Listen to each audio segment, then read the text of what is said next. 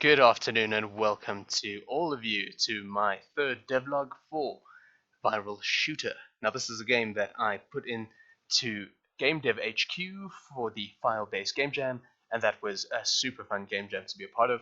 And so I'm still working on the game, trying to get it out there to you guys so that you can play it on itch.io, and later on I plan to extend this game and turn it into a fully fledged game that will give you hours of fun cleaning up the virus.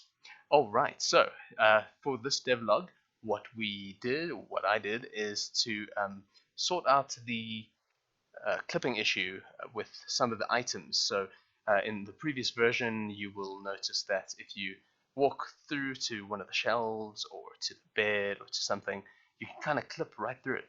And the solution was supposed to be pretty easy. It was supposed to be just putting a mesh collider on some of the items. But if we have a look at this medical wood cabinet, for example, yeah, it's supposed to be add components and then mesh collider. But you'll notice here that the mesh collider shows none, no mesh. And so unfortunately, you kind of have to search for it. So let's try and search for it. And there we go, I put M for med, and there's the cabinet file. So when I click on it, you'll see the mesh collider comes on, but it is offset for some reason. And I had no idea why. So it did this with a few items in the scene, and I couldn't figure it out for a little while until I realized, oh, well, it is actually a parent object. So let me just remove the components here of the mesh collider there. And so if we click the medical cabinet and we drop it down, you'll notice that there's some components that it's made up of. So we have the cabinet frame, the doors as well. And so you can kind of highlight all of them if you wanted to. In my case, I just needed the frame with the mesh collider, so I clicked the frame and I added the mesh collider, and automatically, there we go, the cabinet frame 1 mesh collider was added to it, and that is fantastic. It fit the object perfectly, and so I no longer clip through.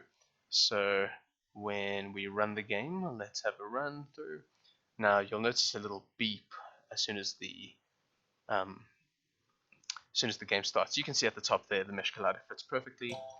This little beep is basically a now unfortunately my game tends to glitch when I'm busy recording, so you'll have to bear with me with that. Apologies for that. And there we go. So you get that little instructional, and let's have a look. When we walk over to the cabinet, you can see we bumped straight into it, and there is nothing that is clipping through there. So that's fantastic.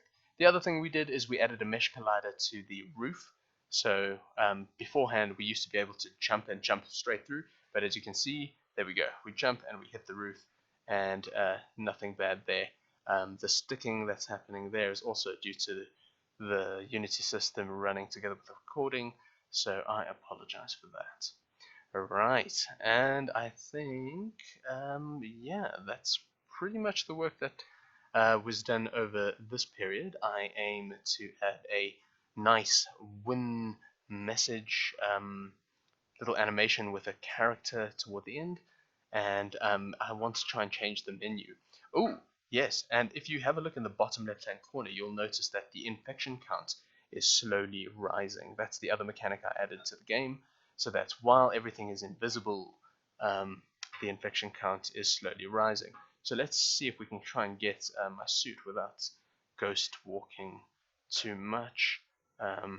There we go, and so you hear the music come on, and there we go. Now we can see the bad guys, and only when they hit us is when the infection count goes up, because the suit is protecting us. There we go, and let's open that door and get in here. Right, oops, I closed the door. And whoa, there's the sanitizer. Let's grab that. So as you can see, there's still a bit of a, oops, I'm busy clicking out there. So there we go, we're shooting the enemy nice and easy there. The only thing is there's still a clipping issue with the gun and with the hand, so that is my next challenge to sort out. And yeah, I will show you how I solve that and other issues in DevLog 4. So thank you for joining me. and have a great day, guys.